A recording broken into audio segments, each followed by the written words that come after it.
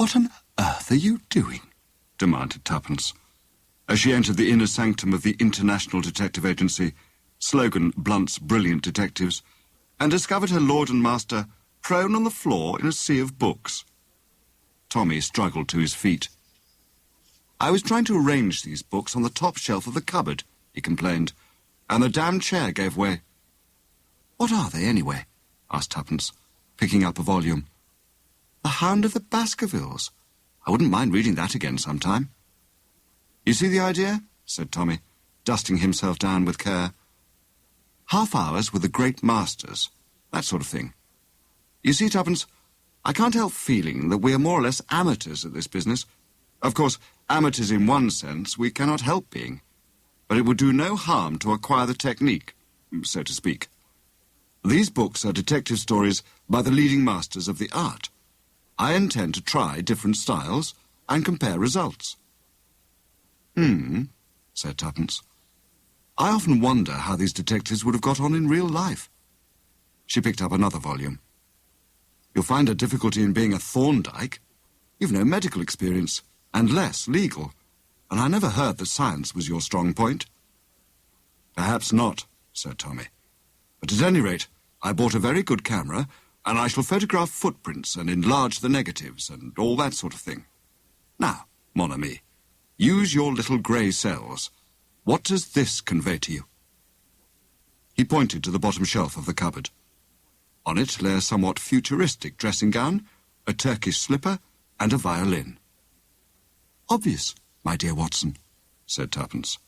"Exactly," said Tommy. "The Sherlock Holmes touch." He took up the violin and drew the bow idly across the strings, causing Tuppence to wail in agony. At that moment the buzzer rang on the desk, a sign that a client had arrived in the outer office and was being held in parley by Albert, the office boy. Tommy hastily replaced the violin in the cupboard and kicked the books behind the desk. "Not that there's any great hurry," he remarked. "Albert will be handing them out the stuff about my being engaged with Scotland Yard on the phone. Get into your office and start typing, Tuppence. It makes the office sound busy and active. No. On second thoughts, you shall be taking notes in shorthand from my dictation. Let's have a look before we get Albert to send the victim in." They approached the peephole, which had been artistically contrived so as to command a view of the outer office. The client was a girl of about Tuppence's age, tall and dark, with a rather haggard face and scornful eyes. "Clothes cheap and striking," remarked Tuppence. "Have her in, Tommy." In another minute, the girl was shaking hands with the celebrated Mr. Blunt, while Tuppence sat by with eyes demurely downcast and a pad and pencil in hand. "My confidential secretary, Miss Robinson," said Mr. Blunt, with a wave of his hand. "You may speak freely before her." Then he lay back for a minute, half-closed his eyes, and remarked in a tired tone, "You must find travelling in a bus very crowded at this time of day." "I came in a taxi," said the girl. "Oh," said Tommy, aggrieved. His eyes rested reproachfully on a blue bus ticket protruding from her glove. The girl's eyes followed his glance, and she smiled and drew it out. "You mean this? I picked it up on the pavement. A little neighbour of ours collects them." Tuppence coughed, and Tommy threw a baleful glare at her. "We must get down to business," he said briskly. "You are in the need of our services, Miss, Kingston Bruce is my name," said the girl. "We live at Wimbledon. Last night, a lady who's staying with us lost a valuable pink pearl. Mr. St. Vincent was also dining with us, and during dinner he happened to mention your firm. My mother sent me off this morning to ask you if you would look into the matter for us." The girl spoke sullenly, almost disagreeably. It was clear as daylight that she and her mother had not agreed over the matter. She was here under protest. "I see," said Tommy, a little puzzled. "You have not called in the police?" "No," said Miss Kingston Bruce. "We haven't. Be idiotic to call in the police and then find the silly thing had rolled under the fireplace or something like that." "Oh," said Tommy. Then the jewel may only be lost, after all. Miss Kingston Bruce shrugged her shoulders. People make such a fuss about things, she murmured. Tommy cleared his throat. Of course, he said doubtfully. I'm extremely busy just now. Oh, I quite understand, said the girl, rising to her feet. There was a quick gleam of satisfaction in her eyes, which Tuppence, for one, did not miss. Nevertheless, continued Tommy, I think I can manage to run down to Wimbledon. Will you give me the address, please? The Laurels, Edgeworth Road. Make a note of it, please, Miss Robinson. Miss Kingston Bruce hesitated, then said rather ungraciously, We'll expect you then. Morning. Funny girl, said Tommy when she'd left. Couldn't quite make her out. I wonder if she stole the thing herself, remarked Tuppence thoughtfully. Come on, Tommy, let's put away these books and take the car and go down there. By the way, who are you going to be? Sherlock Holmes still? I think I need to practice for that, said Tommy. Came rather a cropper over that bus ticket, didn't I? You did, said Tuppence. If I were you, I shouldn't try too much on that girl. She's as sharp as a needle. She's unhappy, too, poor devil. I suppose you know all that about her already, said Tommy, with sarcasm, simply from looking at the shape of her nose. I'll tell you my idea of what we shall find at the Laurels, said Tuppence, quite unmoved. A household of snobs, very keen to move in the best society. The father, if there is a father, is sure to have a military title. The girl falls in with their way of life and despises herself for doing so. Tommy took a last look at the books now neatly arranged upon the shelf. I think, he said thoughtfully, that I shall be Thorndyke today. I shouldn't have thought there was anything medico-legal about this case, remarked Tuppence. Perhaps not, said Tommy. But I'm simply dying to use that new camera of mine. It's supposed to have the most marvellous lens that ever was or could be. I know those kind of lenses, said Tuppence. By the time you've adjusted the shutter and stopped down and calculated the exposure and kept your eye on the spirit level, your brain gives out, and you yearn for the simple brownie. Only an unambitious soul is content with a simple brownie. Well, I bet I shall get better results with it than you will. Tommy ignored the challenge. I ought to have a smoker's companion, he said regretfully. I wonder where one buys them.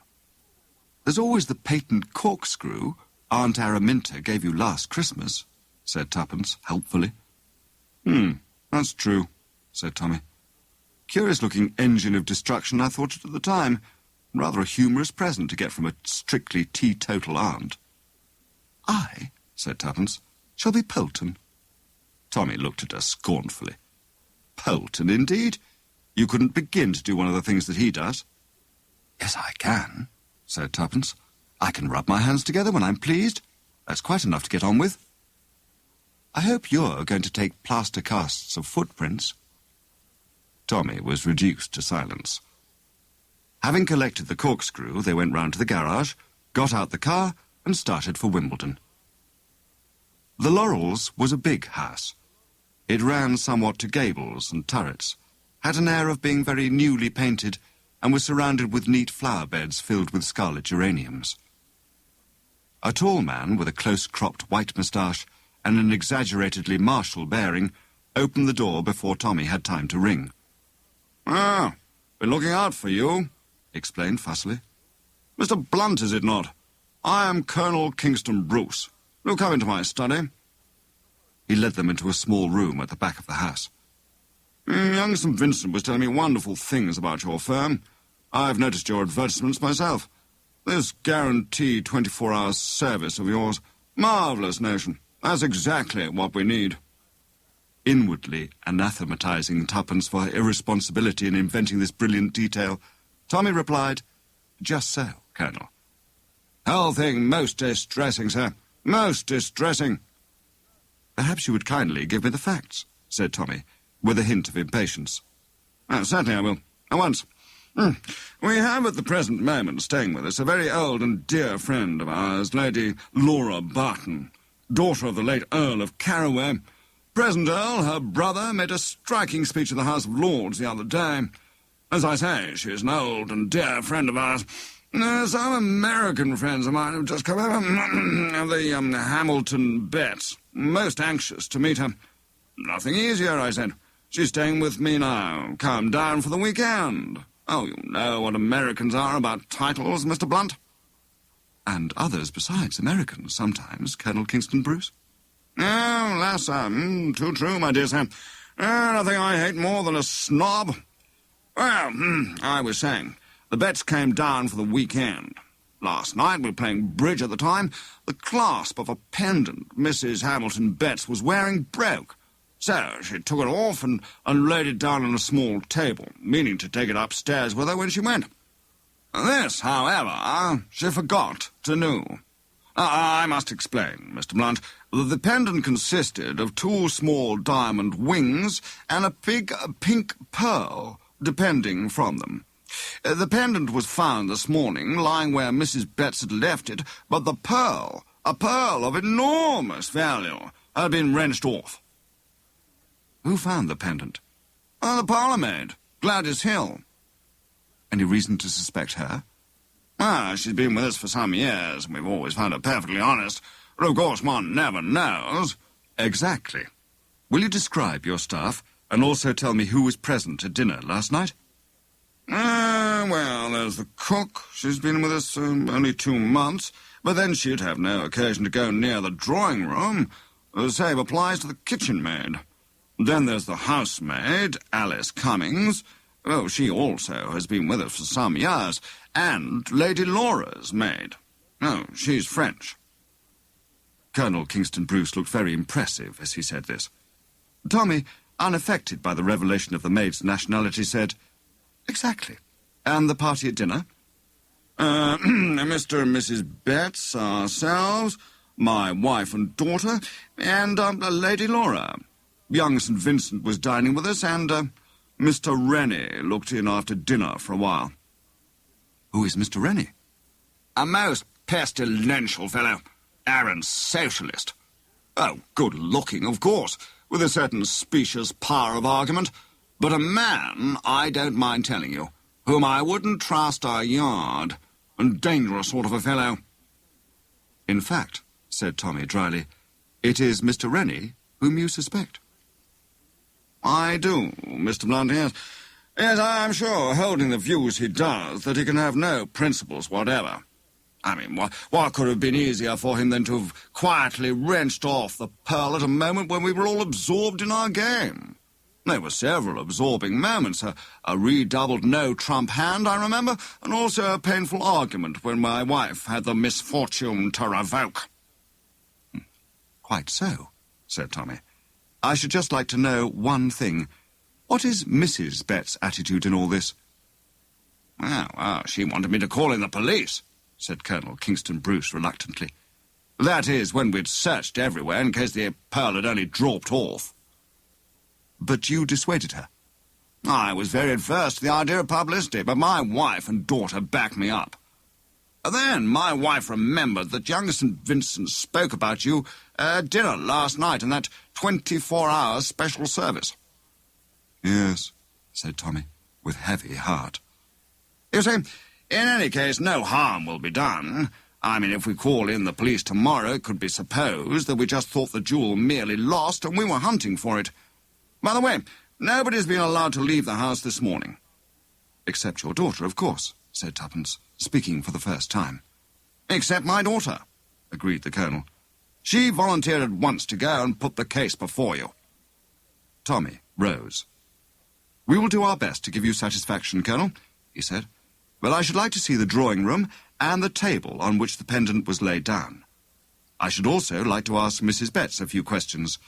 After that, I will interview the servants, or rather my assistant, Miss Robinson, will do so. He felt his nerve quailing before the terrors of questioning the servants. Colonel Kingston Bruce threw open the door and led them across the hall.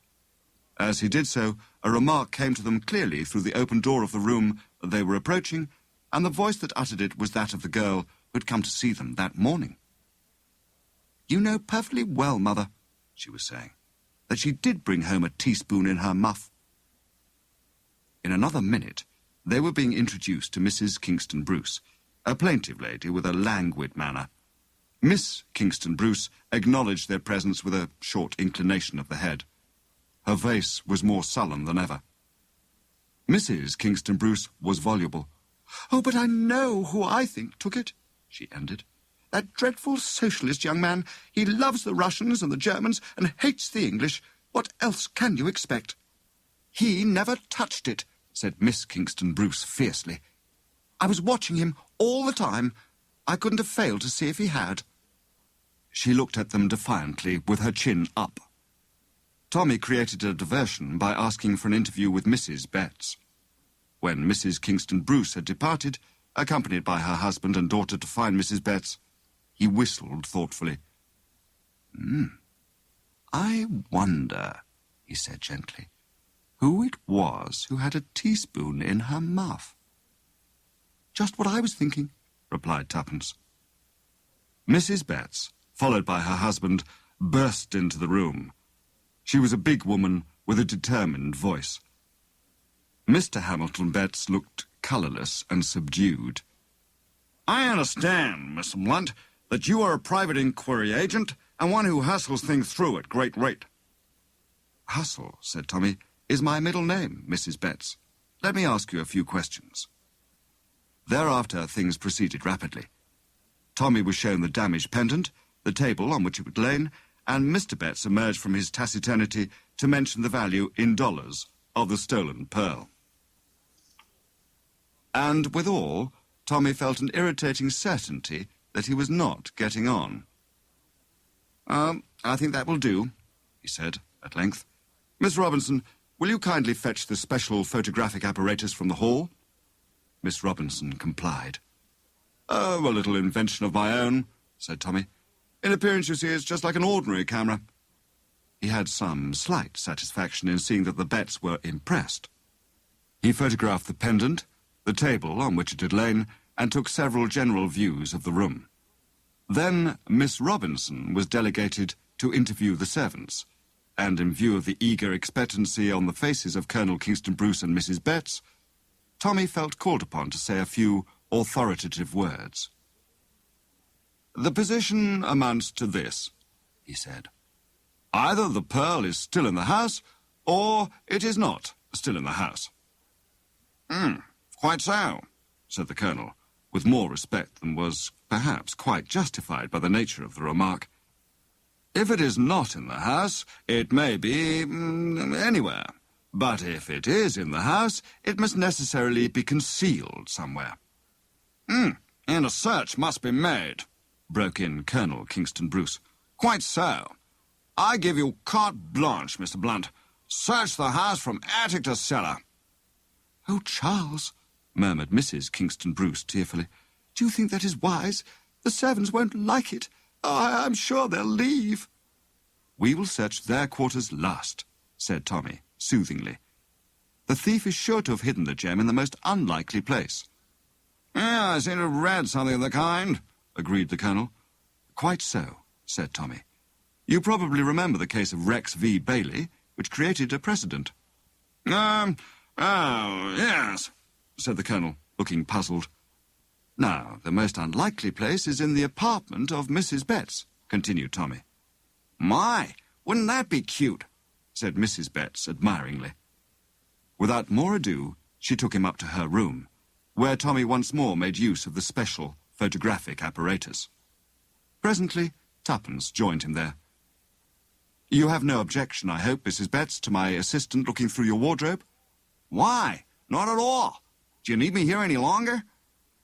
Tommy assured her there was no need to detain her, and Mrs. Betts departed. "Oh, we might as well go on bluffing it out," said Tommy. "But personally, I don't believe we've got a dog's chance of finding the thing. Curse you and your 24-hour service, Tuppence." "Listen," said Tuppence. "The servants are all right, I'm sure. But I managed to get something out of the French maid. It seems that when Lady Laura was staying here a year ago, she went out to tea with some friends of the Kingston Bruces, and when she got home, a teaspoon fell out of her muff. Everyone thought it must have got in there by accident. But talking about similar robberies, I got hold of a lot more. Lady Laura is always staying about with people. Now, she hasn't got a bean, I gather, and she's out for comfortable quarters with people to whom a title still means something. It may be coincidence, or it may be something more, but 5 distinct thefts have taken place while she's been staying in various houses, sometimes trivial things, sometimes valuable jewels. "Whew," said Tommy, and gave vent to a prolonged whistle. "Where's the old bird's room, do you know?" "Just across the passage." "Then I rather think, we'll just slip across and investigate." The room opposite stood with its door ajar. It was a spacious room, with white enamelled fitments and rose-pink curtains. An inner door led to a bathroom. At the door of this appeared a slim, dark girl, very neatly dressed. Tuppence checked the exclamation of astonishment on the girl's lips. "This is Elise, Mr. Blunt," she said primly, "Lady Laura's maid." Tommy stepped across the threshold of the bathroom and approved inwardly its sumptuous and up-to-date fittings. He set to work to dispel the wide stare of suspicion on the French girl's face. "You are busy with your duties, eh, Mademoiselle Elise?" "Yes, monsieur. I clean milady's bath." "Well, perhaps you'll help me with some photography instead. I have a special kind of camera here, and I'm photographing the interiors of all the rooms in this house." He was interrupted by the communicating door to the bedroom banging suddenly behind him. Elise jumped at the sound. "What did that?" "It must have been the wind," said Tuppence. "We will come into the other room," said Tommy. Elise went to open the door for them, but the doorknob rattled aimlessly. "What's the matter?" said Tommy sharply. "Ah, monsieur, but somebody must have locked it on the other side." She caught up a towel and tried again. But this time, the door handle turned easily enough, and the door swung open. "Voilà ce qui est curieux. It must have been stuck," said Elise. There was no one in the bedroom. Tommy fetched his apparatus. Tommy and Elise worked under his orders, but again and again his glance went back to the communicating door. "I wonder," he said between his teeth, "I wonder why that door stuck." He examined it minutely, shutting and opening it. It fitted perfectly. "One picture more," he said with a sigh. "Will you loop back that rose curtain, Mademoiselle Elise? Thank you. Just hold it so." The familiar click occurred. He handed a glass slide to Elise to hold, relinquished the tripod to Tuppence, and carefully readjusted and closed the camera. He made some easy excuse to get rid of Elise, and as soon as she was out of the room, he caught hold of Tuppence and spoke rapidly. "Look here, I've got an idea. Can you hang on here? Search all the rooms, that'll take some time. Try and get an interview with the old bird, Lady Laura, but don't alarm her. Tell her you suspect the parlour maid. But whatever you do, don't let her leave the house. I'm going off in the car. I'll be back as soon as I can." "All right," said Tuppence, "but don't be too cocksure. You've forgotten one thing.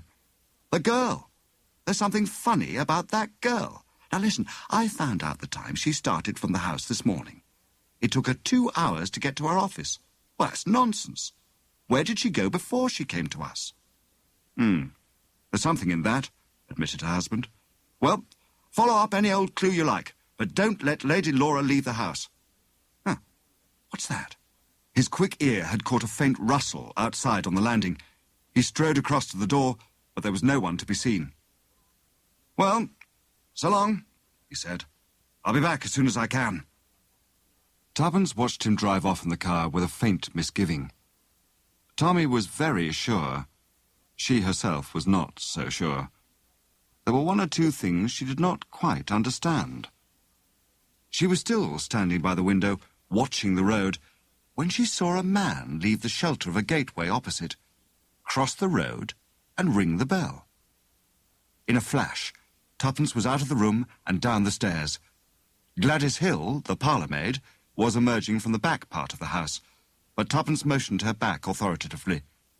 Then she went to the front door and opened it. A lanky young man with ill-fitting clothes and eager, dark eyes was standing on the step. He hesitated a moment and then said,